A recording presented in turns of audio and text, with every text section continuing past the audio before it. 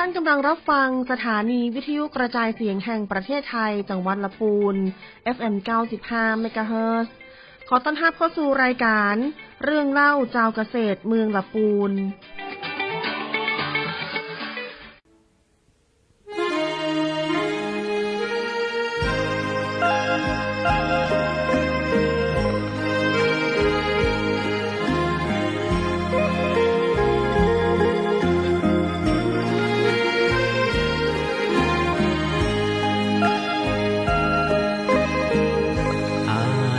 จะตายเพราะความคิดถึงน้องคิดหาแต่น้องคิดทอดแต่น้องคนละปูนความหักมันปักในสวงลึกหัวค่ำยามดึกยิ่งเพิ่มพูนคิดถึงละปูนทุกวันเวลาถึงตัวห่างไกลหัวใจบ่เหมือนมาคิดถึงป่าสามคิดถึงความหลังที่ศพทาเคยได้ไปแอวตัวกันสงกรานต์ปีใหม่ปีแล้วมาและยังสัญญาว่าบ่เปลี่ยนใจเวลานาทีที่อ้ายห่างน้องให้ทุกข์หม่นมองกลัวน้องเปลี่ยนไปหากสุดที่หักจริงจากใจอ้ายขอมาตายต่อหน้าตักน้ำอ้ายจึงบ่ลืมยังคิดถึงน้องหัวใจห้ามมองคิดถึงแต่น้องบ่จางกลัวน้องจะกลายนายแน่ระแวงใจเฝ้าแต่ครวญครางภาวะผวังคิดถึงละปูน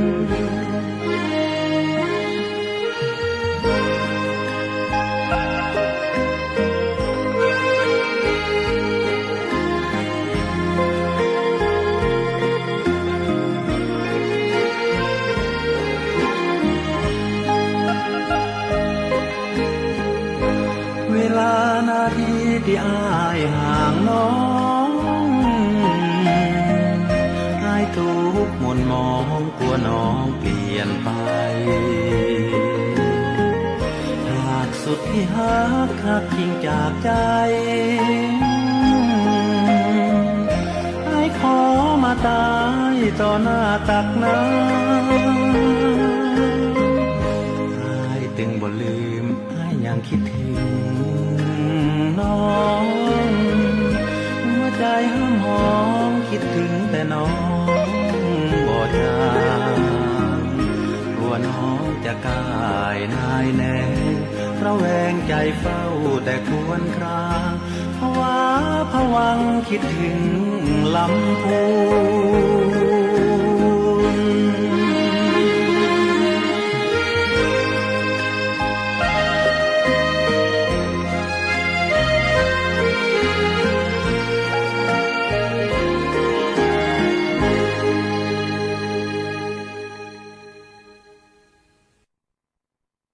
สวัสดีครับ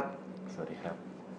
คุณผู้ชมและคุณผู้ฟังรายการเรื่องเล่าชาวเกษตรเมืองลำพูนครับปากกับผมนะครับดีเจบอยนะครับซึ่งในวันนี้นะครับผมก็จะได้มานะครับนำเสนอเรื่องราวดีๆการทำงานในเบื้องหน้าเจาะลึกความจริงเบื้องหลังของเจ้าหน้าที่ในสังกัดกระทรวงเกษตรและสหกรณ์ในเขตพื้นที่จังหวัดลำพูนที่จะมาเล่าเรื่องราวสิ่งดีๆนะครับเป็นประโยชน์และสาระสำหรับพ่อแม่พี่น้องประชาชนในจังหวัดลำพูนอีกครั้งหนึ่งครับและในวันนี้นะครับที่ผมเคยอู้ไปว่านอกเหนือจากการที่สำนักงานเกษตรและสหกรณ์จังหวัดจะทำหน้าที่ของการประสานหน่วยงานในสังกัดของกระทรวงเกษตรและสหกรณ์เขายังมีภารกิจสำคัญครับซึ่งเป็นภารกิจที่เขาคิดว่ามันเป็นงานสำคัญที่จะต้อง ยกระดับแล้วก็คลายทุกข์ให้แก่พ่อแม่พี่น้องโดยเฉพาะอย่างยิ่งของเกษตรกรและคนยากจนครับวันนี้ผมมานำเสนอข้อมูลและประชาสัมพันธ์เอิญกับพ่อแม่พี่น้องในเรื่องของเกี่ยวกับหนี้สินเกษตรกรครับวันนี้เฮาปะกับน้องที่สำนักงานผมเป็นทีมงานช่วยเหลือนะครับเกษตรกรและผู้ยากจนชื่อน้องบอลครับน้องบอลสวัสดีครับสวัสดีครับสวัสดีผู้ฟังทุกท่านครับครับผมชื่ออัธพล อึ้งตระกูลครับชื่อเล่นชื่อน้องบอลครับผมนักจัดการงานทั่วไปของสำนักงานเกษตรและสหกรณ์จังหวัดลำพูนครับอันนี้น้องบอลเนี่ยจะดูแลในเรื่องของเกี่ยวกับงานเรื่องหนี้สินนะครับเป็นเรื่องที่หนักอกหนักใจนะครับลองเล่าให้ฟังแล้วว่าภารกิจงานตัวเนี้ยมันเป็นจะใดแล้วมันเป็นเงินอย่างใดหรือจะช่วยหนี้อย่างใดพวกเล่าให้พ่อแม่พี่น้องฟังหน่อยละครับครับในส่วนของตัวผมที่ดูแลนะครับเราก็จะดูแลในส่วนของกองทุนหมุนเวียนเพื่อช่วยเหลือแก่เกษตรกรเพื่อการกู้ยืมแก่เกษตรกรและผู้ยากจนเราจะเรียกสั้นๆว่าอบก.ใช่ครับในส่วนของตรงนี้ก็จะเป็นในส่วนของกองทุนที่อยู่ของกระทรวงเกษตรของเรานี่เองครับเป็นกองทุนที่ให้ความช่วยเหลือในส่วนของเกี่ยวกับปัญหาหนี้สินของเกษตรกรและผู้ยากจนครับในเรื่องของการปลดเปลื้องหนี้สินไถ่ถอนที่ดินคืนเพื่อกับพ่อแม่พี่น้องเกษตรกรที่นำที่ดินไปทำสัญญาบอกว่าจะเป็นขายฝากสัญญาจำนองหรือสัญญากู้ยืมเงินนะครับแล้วรุดจากการถือครองกรรมสิทธิ์ก็หมายความว่าเราเอาที่ดินไปจำนองทำสัญญาขายฝากแล้วเนี่ยแล้วเราไม่ได้ไปชำระเปิ้ลนะครับเนาะไม่ได้ไปชำระเปิ้ลแล้วทีเนี้ยตัวกองทุนตรงเนี้ยก็จะมีบทบาทในเรื่องของการกู้ยืมเงินเพื่อไปปลดเปลื้องหนี้สินตรงนั้นนะครับในส่วนของวงเงินนะครับเนาะวงเงินในการกู้ยืมนะครับเนาะก็ตั้งแต่ไปจนถึง2,500,000 บาทครับ2,500,000 บาทนะครับเนาะแล้วก็ในส่วนของผู้มีสิทธิ์ที่จะให้ความช่วยเหลือนะครับเนาะที่กองทุนเขาจะให้ความช่วยเหลือก็เป็นพี่น้องประชาชนทั่วไปนะครับบอกว่าจะเป็นเกษตรกรพ่อค้าแม่ขายทั่วไปแต่จะยกเว้นอยู่2อย่างก็คือข้าราชการแล้วก็ข้าราชการบำนาญก็คือหมายความว่ากู้ควรนี่มีสิทธิ์ได้รับความช่วยเหลือใช่ครับยกเว้นข้าราชการใช่ก็ข้าราชการบำนาญใช่อันตู้เจ้าก็ได้ก่อนตู้เจ้ามาได้นะครับตู้เจ้านี่มาได้นะครับมาได้นะครับครับเดี๋ยวฟังไปไหนได้นะฮะเดี๋ยวเขาจะมาลงลึกกันว่าเงินเนี้ยมันเป็นมาจะได้แล้วก็ลึกว่าถึงว่าแล้วเขาจะช่วยเหลือกันจะได้พ่อมเดี๋ยวเขายั้งฟังเพลงคือจุ่มใจกันหน่อยพี่น้องอย่าฟังหมุนขึ้นไปนะครับก็ดูขึ้นนี้ก่อนท่านที่รับชม Facebook นะครับอย่าเพิ่งไหลเลื่อนนะอย่าเพิ่งไหลเลื่อนนะครับ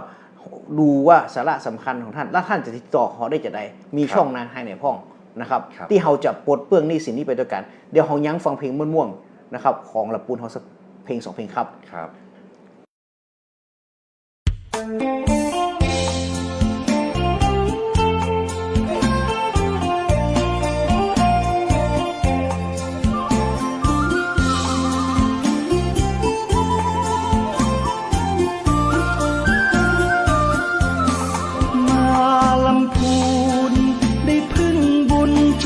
จามเทวี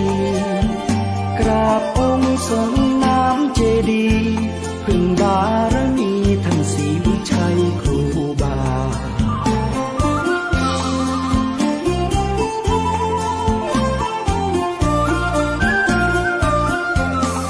อำเภอเมืองรุ่งเรืองการพัฒนาเกษตรกรรมอุตสาหกรรมนำพาส่งเสริมประชาให้อยู่ดีมีกิน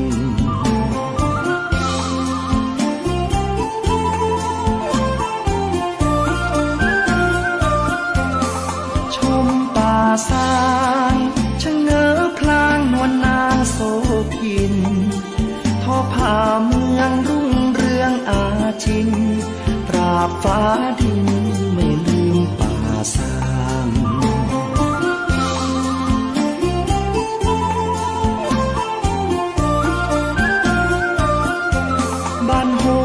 เจริญเพลิดเพลินแมกไม้ริมทางปลูกกระ ระเทียมกะหล่ำปลีมีสตังค์น่ารักจังหน้ามนต์คนบ้านเฮา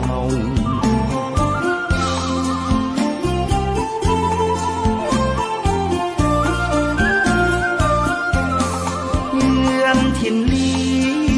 เขียวขจีท้องหน้าป่าเขาล่องแก่งก็ได้หยอกล้อสองเรากลางลำเนาชมธรรมชาติงาม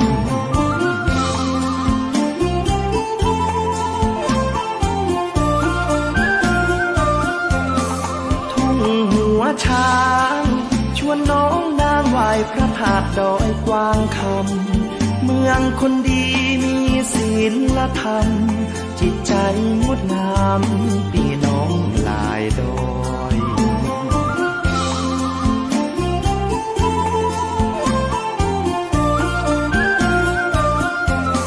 ถิ่นแม่ทา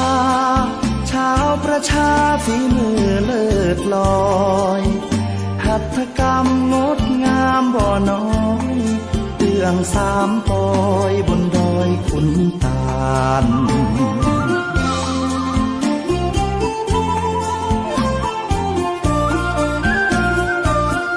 บ้านที่เมืองทอง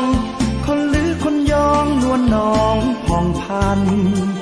งามอนงลอยกระทงสงกรานต์สืบทอดลูกหลานมานานหลายปี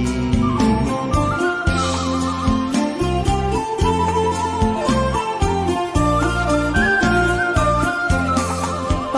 บ้านเวียงได้ร่วมเรียงเที่ยวงานประเพณีร่วมขบวนแห่ไม้กำสรีน้องล่องคนใจดีเขามีเมตตา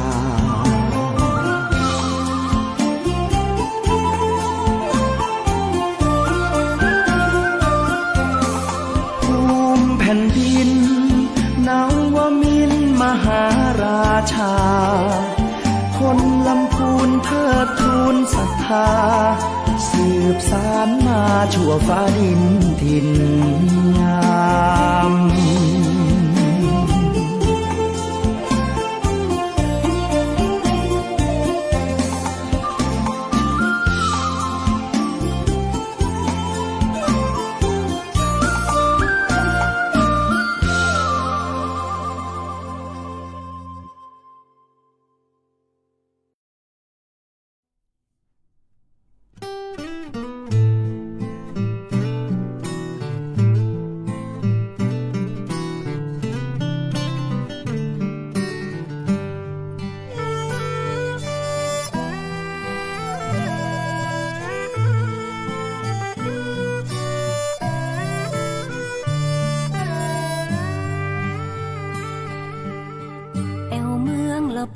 อิ่มบุญอุ่นฮักหากไผหูจักจะฮักไปจนวันตา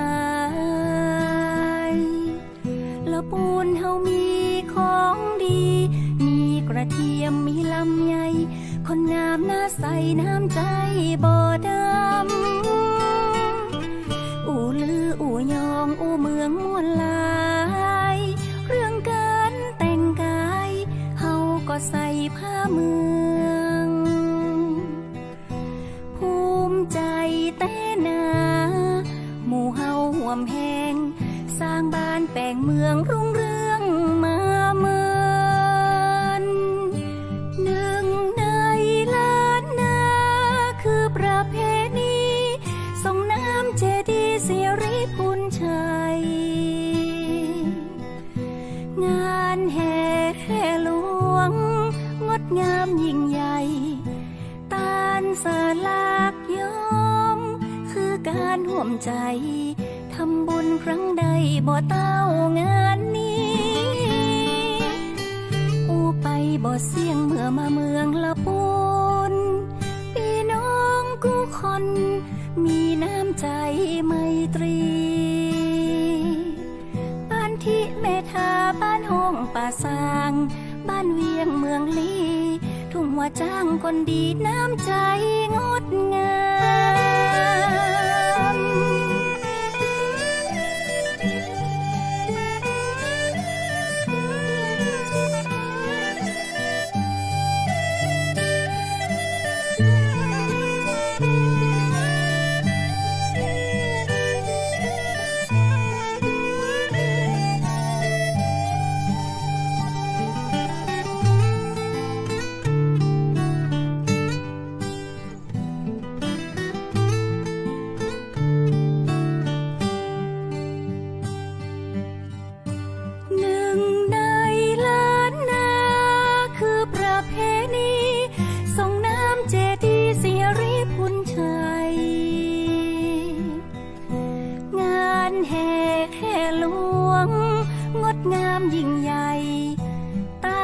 สลากยอมคือการห่วมใจทำบุญครั้งใดบ่เต้างานนี้อุไปบ่เสียงเมื่อมาเมืองละปูนพี่น้องกู้คนมีน้ำใจไมตรีบ้านที่แม่ทาบ้านห้องป่าสางบ้านเวียงเมืองลีทุ่งหัวจ้างคนดีน้ำใจงดงาม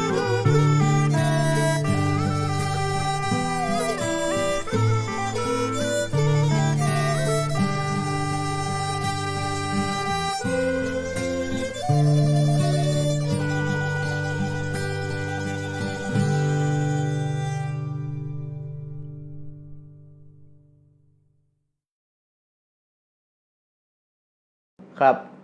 หลังจากฟังเพลงมันม่วนแล้วเอามาลงลึกกันเลยเนาะ ครับ ว่าเนี่ยสมมุติว่ามีปัญหาเรื่องเกี่ยวกับหนี้ ครับ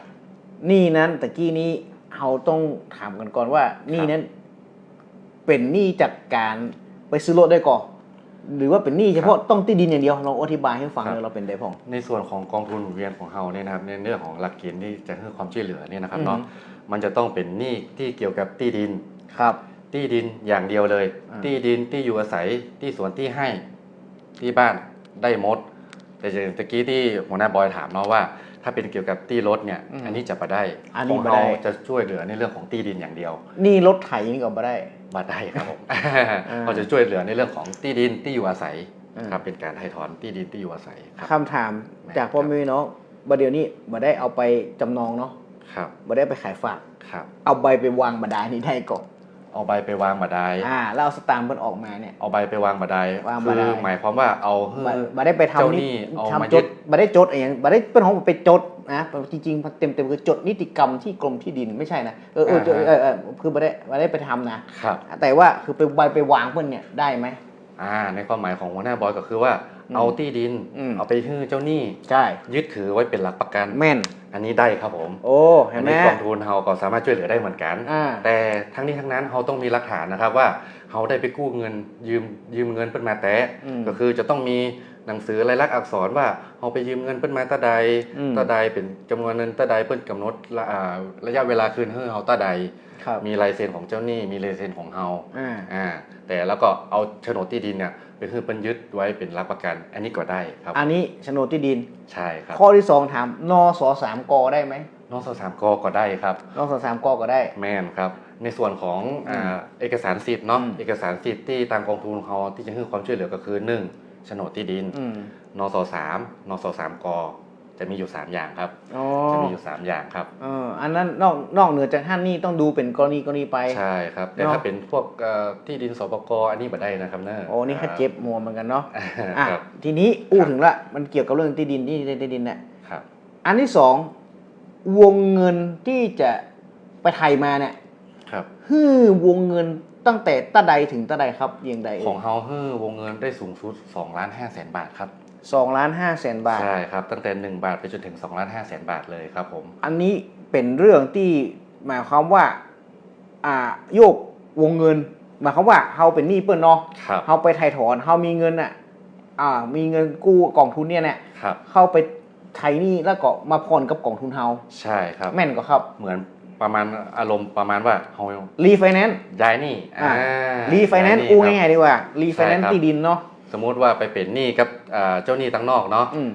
จำนองเพิ่นไว้ 500,000 บาท500,000 บาทตามกระบวนการของทางกองทุนของเฮาที่จะมายื่นเรื่องเนี่ยก็คือว่าเฮาก็จะเอาในส่วนของที่ดินตรงนั้นน่ะไปประเมินดูในส่วนของว่าหลักทรัพย์ขนาดมันเพียงพอต่อวงเงินที่จะขอกู้ 500,000 ก็นั่นก็ครับแล้วเฮาก็จะมาดูในส่วนของกระแสเงินสดเสร็จปุ๊บถ้าผ่านในส่วนของตรงนั้นปุ๊บเนี่ยเราก็จะมาอยู่ในส่วนของกองทุนของเราเดี๋ยวใจเย็นใจแยกก่อนอันนี้คือนี่นะคือ2,500,000 บาทครับที่ด้านตรงนี้เกินกว่านั้นมาได้เกินกว่านั้นมาได้ครับเกินกว่านั้นมาได้นะครับเพราะนั้นเราต้องเข้าใจนี่ก่อนพอมาอยู่ในกองทุนครับดอกของเราเท่าใดเอาชัดๆก่อนดอกของเรานี่อยู่ที่5%ครับเราจะขึ้นเป็นต่อปี5%ต่อปีใช่ครับแล้วใช้เป็นรายเดือนก่อนหรือจะได้ใช้เป็นรายปีครับใช้เป็นรายปีเราจะขึ้นเป็น5%ต่อปีใช้เป็นรายปีแล้วทีนี้ถ้าในส่วนของ เฮาถ้าลูกหนี้ชำระเงินอย่างต่อเนื่องเนาะอย่างต่อเนื่องเขาจะลดให้ปีละลงมา100%อย่างสมมุติว่าปีแรกเขาขึ้น5%ปีที่1เขาชำระเงินเสร็จปุ๊บเขาจะลดให้เหลือ4%ปีที่2ก็ยังชำระเป็นปกติอยู่เขาก็ลดเหลือ3%แล้วก็ลดมาเหลือ2แล้วก็ยืนปื้น2%จนหมดสัญญาครับจนหมดสัญญานั่นหมายความว่าปีที่4ถ้าเฮามีวินัยดีใช่ครับก็จะเหลือปีที่500ละเหลือ2 บาทอะ2%ยาวเลยครับ2%ยาวระยะเวลากี่ปีระยะเวลาเฮาสูงสุดอยู่ที่20 ปีครับเต็มที่เลยนะครับ20 ปีใช่ครับคำถามเข้าใจว่าเขาชาวบ้านหลายคนเขาไม่เข้าใจนะดอกกระด้างก่อนดอกนี่เขาจะลดลงเรื่อยๆหมายความว่าต้นลดดอกลดไม่ใช่ดอกกระด้างนะดอกกระด้างดอกกระด้างนะเขาหลายคนเข้าใจเนาะนั่นหมายความว่าท่านเข้าใจก็ครับว่าถ้าเขาใส่ไปปุ๊บเนี่ยบางเตือนเนี่ยมันแตกต่างจากหนี้ไฟแนนซ์นะท่านหนี้ไฟแนนซ์ที่ท่านขับรถทุกวันเนี่ยอย่างดอกมันใส่ลงแล้วนั่นมันดอกกระด้างเพิ่นบวกดอกไว้แล้วแต่อันนี้คือต้นลดดอกลดถ้าท่านใส่เป็นรายปีเนาะใช่ครับใส่ปีนี้ใส่ตรงเวลาป๊อบต้นมันต้นลดดอกลดไปถึงปีที่4ป๊อบแค่ปีที่4ไปได้นะ2 บาท2%ครับขยายระยะเวลาท่านฟังนะ20 ปี20 ปี20 ปีครับ20 ปีท่านมีเวลาที่จะไปอันนี้แล้วคำถามต่อกองทุนไปเอามาแล้วแล้วโฉนดของผมไปอยู่ที่ไหนครับโฉนดอยู่ที่ธกสครับผมธกสที่ท่านไปใช่ครับธกสสาขาที่ท่านตามภูมิลำเนาตามภูมิลำเนาท่านตามภูมิลำเนาที่ท่านอยู่ครับแม่นครับเพราะนั้นที่นั่นคือภูมิลำเนาเพิ่นนะเดี๋ยวจะเพิ่นจะสับสนนะกันว่าภูมิลำเนาท่านอยู่สมมุติท่านอยู่ที่ปะซางของอย่างบ้านแซมปะซางก็จะมีธกสบ้านแซมแล้วก็ที่ถ้าเกิดอยู่ที่อย่างป่าซักเกาะเมืองละปูนจะอยู่ที่ถ้าในโซนป่าซักจะเป็นธกสจตุจักรจตุจักรลืมไปมีจตุจักรใช่จะเป็นธกสจตุจักรครับแม่นครับอันนี้ก็จะมีธกสจตุจักรนะทีนี้วิธีการเอาเปิ้นมาแล้วเอามาถึงปุ๊บมาติดต่อตัวแรกเอาละหุ้นตัวเก่าเป็นหนี้ละแล้วเป็นหนี้เนี่ยเป็นหนี้มาปุ๊บเนี่ยต้องเกียมอย่างมาพ่องคร่าวๆกันเลยก่อนถ้าจะเข้ามาติดต่อนะครับเนาะอย่างแรกก็คือหลักฐานการเป็นหนี้หลักฐานการเป็นหนี้สำคัญที่สุดครับอันนี้ต้องขอย้อนไปหน่อยนะครับเนาะย้อนไปหน่อยก็คือในส่วนหลักเกณฑ์ของทางกองทุนของเฮาเนี่ยถ้าเป็นหนี้บอกว่าจะเป็นหนี้ธนาคารต่างๆธนาคารใดๆก็จ้างเนาะที่อยู่ในสารระบบของกระทรวงการคลังที่เป็นดูแลเนี่ยนะครับเนาะจะต้องโดนฟ้องก่อนเช่นว่าเอาที่ดินไปจำนองกับธนาคารธกสธนาคารกรุงไทยธนาคารไทยพาณิชย์อย่างพวกนี้เนาะจะต้องโดนเปิ้นฟ้องจนเป็นคดีแดงแล้วคือมีคำพิพากษาให้ยึดทรัพย์ให้นำทรัพย์นั้นไปขายทอดตลาดโดนบังคับคดีแล้วถึงจะเข้าหลักเกณฑ์ของทางกองทุนเฮาถ้าเป็นหนี้ปกติเหรอบ่ใช่พวกนี้มันฟ้องอย่างสักอย่างเด้อเหรอถ้ายังเป็นหนี้ปกติตรงนั้นทางกองทุนของเฮายังบ่มีบทบาทเด้อครับมันจะต้องเป็นหนี้เสียก่อนใช่ต้องโดนฟ้องก่อนนะครับเนาะเพราะตะกี้เฮามันเป็นอย่างก็ได้ไงก็มันจูใจกันก่อนแล้วก็มาทราบวิธีการก่อนว่าเริ่มต้นคือต้องเป็นหนี้เป็นของหนี้ NPL ก่อนใช่ครับผมต้องเป็นหนี้ NPL หรือหนี้เสียก่อนนะครับเนาะแต่สำหรับท่านใดที่นำที่ดินไปทำสัญญาขายฝากกับบุคคลภายนอกบอกว่าจะหมดระยะเวลาแล้วหรือว่าอยู่ในระยะเวลากำหนดการถ่ายถอนอยู่ตรงนั้นน่ะบ่ต้องรอให้มันหมดก็ได้บ่ต้องรอให้เขาฟ้องก็ได้เราสามารถนำหนังสือการขายฝากนั้นเข้ามาติดต่อที่สำนักงานได้เลยสามารถมายื่นเรื่องได้เลยนะครับในส่วนของหลักฐานการเป็นหนี้ครับนะก็มี2กรณีเนาะอันแรกถ้าติดหนี้แบงก์มาแล้วเนี่ยนะที่นี่เป็นสถาบันการเงินนะอันนี้ต้องฟ้องแล้วก็ศาลพิพากษาแล้วกำลังเข้าสู่ในเรื่องของการบังคับคดี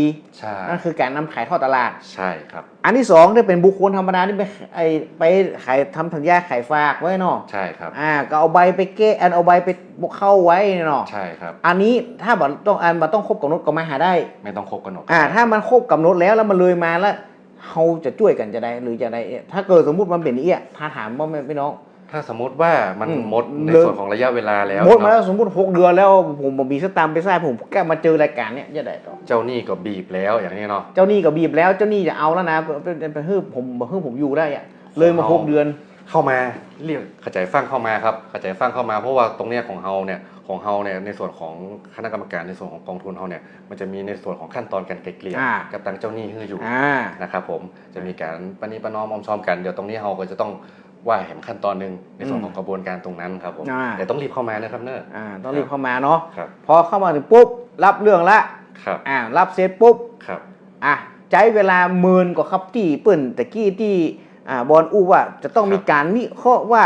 มีกระแสเงินสดตาไดโปที่จะใช้นี่กุ้มก็ต้องใช้เวลา10,000กว่าครับก่อนที่จะลองมีเล่าขั้นตอนให้ฟังเนาะมันเป็นจะได้เรารับเรื่องละโอเคละเป็นได้พ่องเล่าฟังหน่อยนะขั้นตอนของเฮามันจะมีหลักๆอยู่4ขั้นตอนนะครับเนาะขั้นตอนแรกก็คือพ่อแม่พี่น้องนำหนังสือเอกสารหลักฐานอย่างต่างๆเข้ามายื่นที่ผมเนาะเข้ามายื่นที่ผมผมก็จะตรวจสอบเอกสารหลักฐานอย่างประมาณนี้นะครับเนาะเสร็จปุ๊บเนี่ยถ้ามันเข้าตามหลักเกณฑ์ของผมเนาะผมก็จะส่งต่อให้กับทางธกส.เพื่อก็จะมีหน้าที่นะครับเนาะนำในส่วนของที่ดินเนี่ยที่พ่อแม่พี่น้องเนี่ยเอา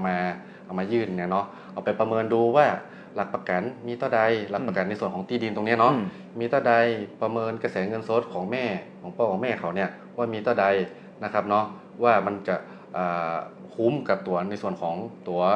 เงินที่จะขอกู้ก็นะครับเนาะเพราะว่าหลักเกณฑ์ตรงเนี้ยเพื่อนจะกำหนดไว้ว่าถ้าจะยื่นขอกู้จะต้องประเมินได้ไม่ต่ำกว่า70%ขึ้นไปนะครับนะจะต้องประเมินได้70%ขึ้นไปนะครับเสร็จจากกระบวนการที่ว่าตั้งแต่ยื่นเรื่องไปจนถึงธกส.ประเมินเนี่ยอยู่ที่ประมาณ30 วันนี่เราจะสามารถรู้ได้ว่าพ่อแม่พี่น้องเนี่ยจะประเมินผ่านหรือว่าบ่ผ่านนะครับเราอยู่ที่ประมาณ30 วันหลังจาก30 วันไปแล้วปุ๊บถ้าพ่อแม่พี่น้องเอาที่ดินมายื่นแล้วประเมินผ่านเนี่ยของผมก็จะมีคณะกรรมการของผมก็จะมีอยู่2ระดับจะเป็นระดับอำเภอกับระดับจังหวัดระดับอำเภอก็จะมีหน้าที่ในการพิจารณาอนุมัติไม่เกินวงเงิน 300,000 บาทถ้า 300,000 ตึกที่อำเภอบักเกินนี้มีนายอำเภอเป็นประธานครับถ้าเกิน 300,000 ไปจนถึง2,500,000 บาทอันนี้จะมาอยู่ในส่วนของคณะกรรมการระดับจังหวัดใครเป็นประธานก็จะมีท่านผู้ว่าราชการจังหวัดลำพูนเป็นประธานครับอันนี้300,000ใช่ถึง2,500,000ถึง2,500,000ครับแล้วเกิน2,500,000นี่ถ้าเกิน2,500,000นี่จะไม่อยู่ในหลักเกณฑ์ในอยู่บ่ได้นะครับเพราะฉะนั้นแต่ก่อนนี้ที่เคยได้ยินมาเนี่ยถ้ามันสักบางใดก็ประมาณสักวงเงิน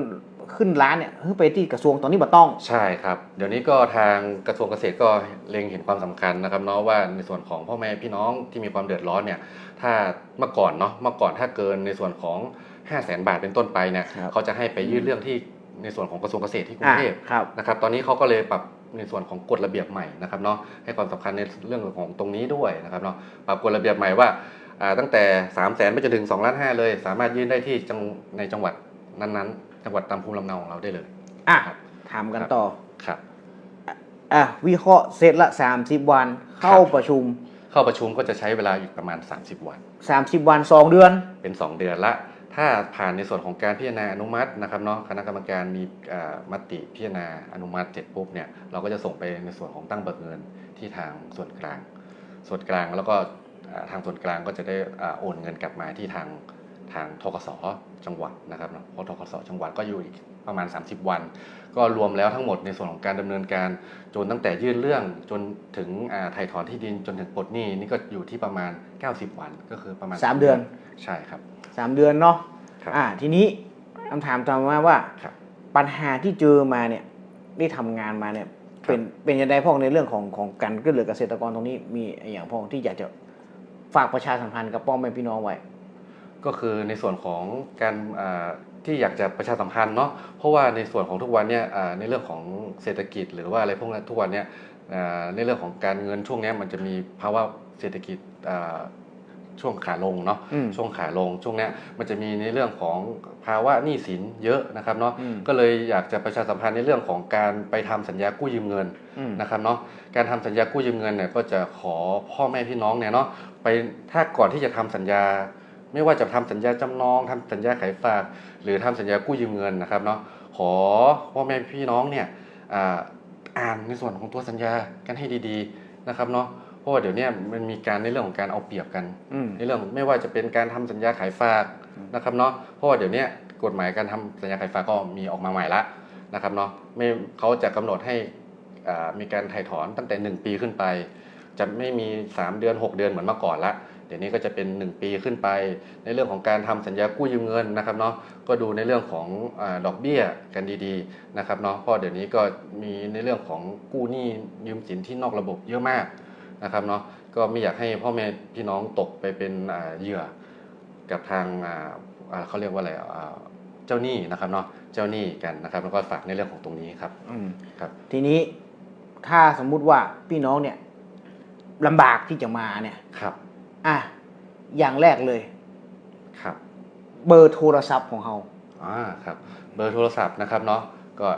เตรียมกระดาษจดกันนะครับผมจดไว้ครับผมจ้าฟังชัดๆอันนี้เดี๋ยวจะฝากเบอร์โทรศัพท์ของสำนักงานไปก่อนนะครับเนาะ053-530-923นะครับเอามาครั้งหนึ่งอีกทีหนึ่งนะครับ053-530-923ครับต่องานช่วยเหลือเกษตรกรกดเบอร์22นะครับแล้วเดี๋ยวผมจะฝากเบอร์ส่วนตัวของผมไว้อีกนะครับเนาะเบอร์มาเบอร์มา095-134-9850ครับครับอันนี้ช่องทางที่1นะใช่ครับช่องทางที่1นี่โทรศัพท์มาก่อนใช่โทรศัพท์มาปรึกษากันได้ก่อนครับว่าเคสของป้าเป็นอย่างนี้เป็นอย่างนี้มาปรึกษากันได้อันที่2เตรียมพร้อมละครับเตรียมพร้อมหมายความว่ามาแบบที่มาละมาหาสำนักงานเรามาที่ไหนสำนักงานเกษตรและสหกรณ์ตั้งอยู่ที่สารกลางจังหวัดลำพูนครับผมอยู่ที่ตำบลศรีบัวบานครับผมก็จะติดอยู่กับทางศาลจังหวัดลำพูน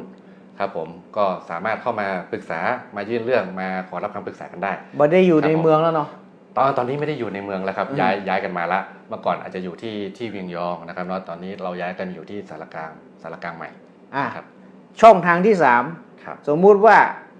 มาสะดวกที่จะมาสำนักงานในส่วนอำเภอเขามีไหมมีครับผมในส่วนของสำนักงานส่วนอำเภอนะครับแล้วก็จะเป็นสำนักงานเกษตรอำเภอสามารถเข้าไปปรึกษากันได้นะครับเนาะว่าเข้าไปปรึกษาว่าเคสของป้าเป็นอย่างนี้มันจะเข้าหลักเกณฑ์อะไรยังไงไหมนะครับสามารถไปปรึกษาได้ที่เกษตรอำเภอทุกอำเภอนะครับหรือธกสทุกสาขาตามภูมิลำเนาที่ท่านอยู่ครับและช่องทางที่4ถ้าท่านอยากเจอพวกเราเนาะเราจะไปออกงานเดือนละ1 ครั้งใช่ครับตามงานไหนครับตามงานจังหวัดขึ้นที่ครับผมเขาจะเรียกว่าโครงการบำบัดทุกข์บำรุงสุขจังหวัดลำพูนเคลื่อนที่ครับเราจะไปทุกๆอำเภอเดือนละ1 ครั้งครับแล้วก็อาจจะไปเจอกันได้ที่งานคลินิกเกษตรเคลื่อนที่นะครับอันนี้ก็จะจัดอยู่ที่ไตรมาสละ1 ครั้งนะครับแล้วก็3 เดือนเจอกันทีก็เราจะวนอำเภอไปนะครับเนาะครับก็สุดท้ายของการสื่อสารกับภาคประชาชนพ่อแม่พี่น้องจังหวัดลำพูนในวันนี้เนี่ยสิ่งหนึ่งก็คือการฆ่าตัวตายจังหวัดลำพูนกำลังเพิ่มขึ้นส่วนหนึ่งก็มาจากหนี้สินใช่ครับอยากให้น้องบอลได้อย่างเกี่ยวกับสิ่งที่ผ่านมาเรื่องเกี่ยวกับหนี้เนี่ยต้องรีบมาหาเนี่ยเพราะสำคัญเพราะอย่างลองในช่วงท้ายนี้กับพ่อแม่พี่น้องลำพูนนั่นแหละครับในส่วนของสิ่งที่อยากจะฝากนะครับทิ้งท้ายไว้หน้าตรงนี้เลยนะครับเนาะในส่วนของพ่อแม่พี่น้องท่านใดนะครับที่รู้ตัวนะครับเนาะว่านำที่ดินไปจำนองไปทำสัญญาขายฝากแล้วนะครับเนาะรู้ว่าถ้าตัวเองผ่อนไม่ไหวยังส่งไม่ไหวนะครับเนาะรีบเข้ามาปรึกษากันก่อนนะครับอย่างเช่นว่าถ้าเอานำที่ดินเนี่ยไป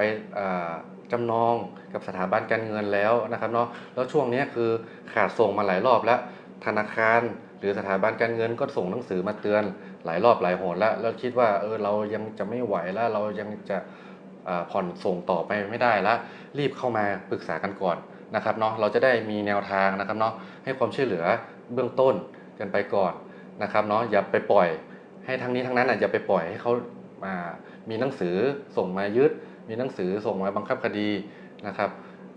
ก็อยากจะฝากตรงนี้ไว้ก่อนนะครับเนาะในส่วนของขายฝากก็เช่นเดียวกันนะครับเนาะอย่างเมื่อกี้ที่อย่างบอกก่อนหน้านั้นว่าในส่วนของขายฝากเนี่ยเราไม่ต้องรอนะครับเราไม่ต้องรอให้ทางเจ้าหนี้เขามาฟ้องนะครับเนาะถ้ามันยังอยู่ในส่วนของระยะเวลาในการขายฝากเนี่ยก็สามารถเข้ามาติดต่อกันได้เลยนะครับเนี่ยก็อยากจะฝากตรงนี้ไว้นะครับเนาะเพราะว่าเรื่องหนี้สินเนี่ยมันเป็นเรื่องสำคัญนะครับเนาะก็ไม่อยากให้มันเลยเถิดไปจนถึงในขั้นฟ้องร้องอะไรกันขนาดนั้นนะครับก็สามารถเข้ามาปรึกษากันได้ในเบื้องต้นได้เลยนะครับก็อยากจะฝากตรงนี้ไว้ครับท่านอย่าปล่อยให้ดอกเบี้ยมันบานนะครับมันไม่ใช่เหมือนดอกไม้ดอกเบี้ยมันบานแล้วมันหนัก นะครับเพราะฉะนั้นเข้ามาหาหมู่เฮาก่อนเพื่อที่เฮาจะช่วยกันแก้ปัญหาเรื่องนี้สิ่งนี้ไปได้นะครับท้ายนี้นะครับเฮาก็อยากให้พ่อแม่พี่น้องเข้ามาปรึกษาเฮาครับนี่สิ่งที่ท่านเกิดขึ้นมาได้เฮาสามารถที่จะเป็นส่วนหนึ่งที่จะช่วยท่านบรรเทาไปได้และวันนี้ก่อนจบรายการอยากจะกล่าวทิ้งท้ายด้วยคำที่ว่าลำพูนไม่ลำพังรวมพลังเพื่อลำพูนสวัสดีครับสวัสดีครับเกษตรกรผู้ยากจนคนค้าขายเป็นหนี้ไม่เกิน 2,500,000 บาทโดยนำที่ดินไปจำนองขายฝากหรือสัญญากู้เงินทั้งหนี้ในระบบที่มีคำพิพากษาและหนี้นอกระบบเราช่วยท่านได้ติดต่อขอยื่นกู้ที่สำนักงานเกษตรและสหกรณ์จังหวัดสำนักงานเกษตรอำเภอธกสทุกสาขาตามภูมิลำเนาโทร 02-280-7750 ดอกน้อยผ่อนนานสงวนที่ดินกองทุนหมุนเวียนเพื่อการกู้ยืมแก่เกษตรกรและผู้ยากจนสำนักงานปลัดกระทรวงเกษตรและสหกรณ์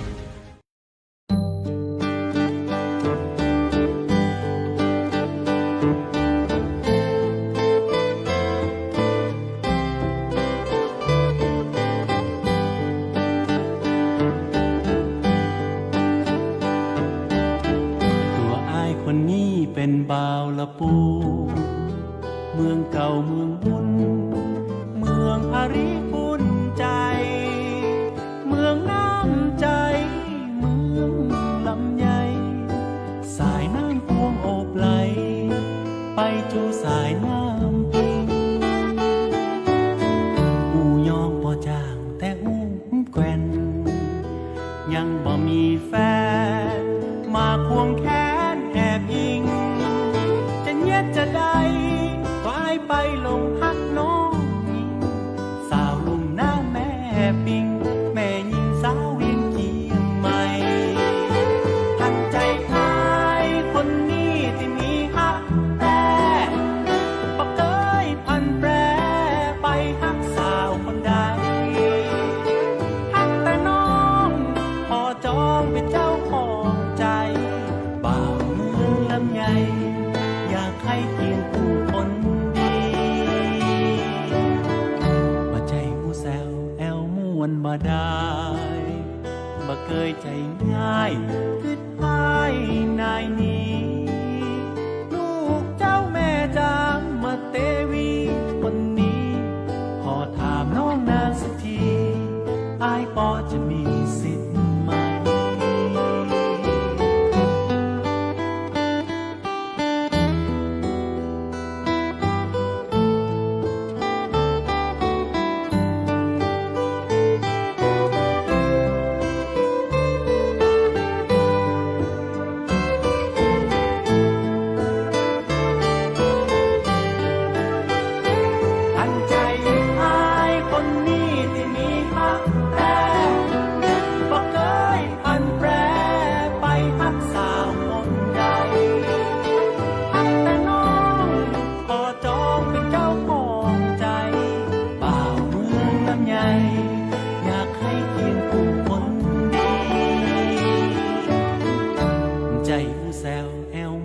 มาได้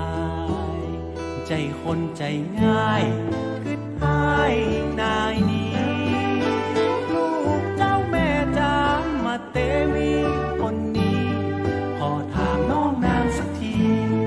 อายพอจะมีสิทธิ์ไหม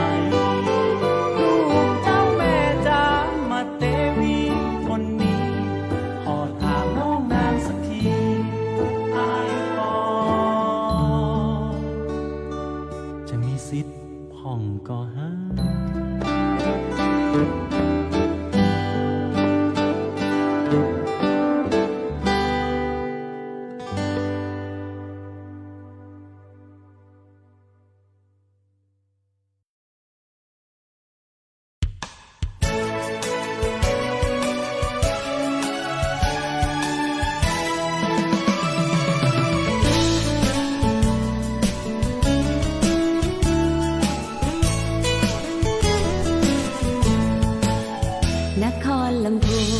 แดนดินถิ่นสวรรค์ช่างงามเกินคำจำนั้นดังเมืองในฝันฉันเยือนมา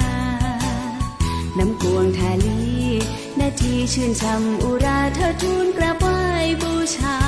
องค์ครูบาศรีวิ ชัยหาริพุนชัยวิไลรุ่งเรืองป่าสร้างมีผ้าพื้นเมืองทอด้วยมือเลื่องลือไกลแม่ท่ากล่าวขานเรื่องการแกะสลักไม้เกษตรกรรมยิ่งใหญ่เรายกให้บรรหงมานานถิ่นอำเภอลีนั้นมีป่าไม้สมบูรณ์ทุ่งหัวช้างอบอุ่นขุนเขาศพเทิมตรึงงานวัดหลวงลำพูนทุกปีทำบุญร่วมงานนมัสการทรงน้ำพระธาตุหริพุนชัยเรื่องลือมานานเปรียบปานแผ่นดินทองงามจริงถิ่นเวียงน้องล่องทุ่งรวงทองเมื่อมองตรึงใจบ้านที่ชวนฝันเปรียบดังสวรรค์อำไพเมืองนี้มีมนต์ดลให้ฉันประทับใจในลำพูน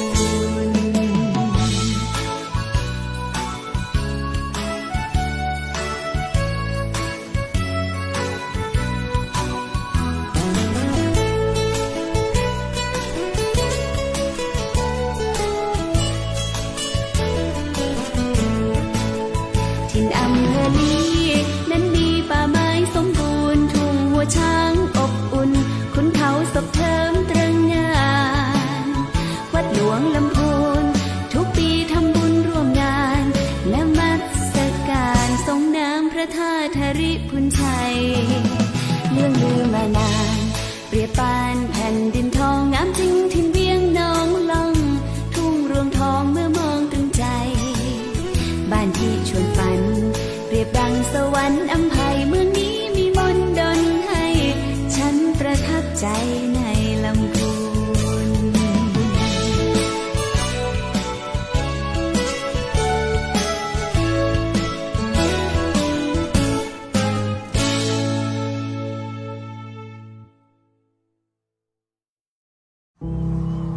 เกษตรกรผู้ยากจนคนค้าขายเป็นหนี้ไม่เกิน 2,500,000 บาทโดยนำที่ดินไปจำนองขายฝากหรือสัญญากู้เงินทั้งหนี้ในระบบที่มีคำพิพากษาและหนี้นอกระบบเราช่วยท่านได้ติดต่อขอยื่นกู้ที่สำนักงานเกษตรและสหกรณ์จังหวัดสำนักงานเกษตรอำเภอธกสทุกสาขาตามภูมิลำเนาโทร 02-280-7750 ดอกน้อยผ่อนนานสงวนที่ดินกองทุนหมุนเวียนเพื่อการกู้ยืมแก่เกษตรกรและผู้ยากจนสำนักงานปลัดกระทรวงเกษตรและสหกรณ์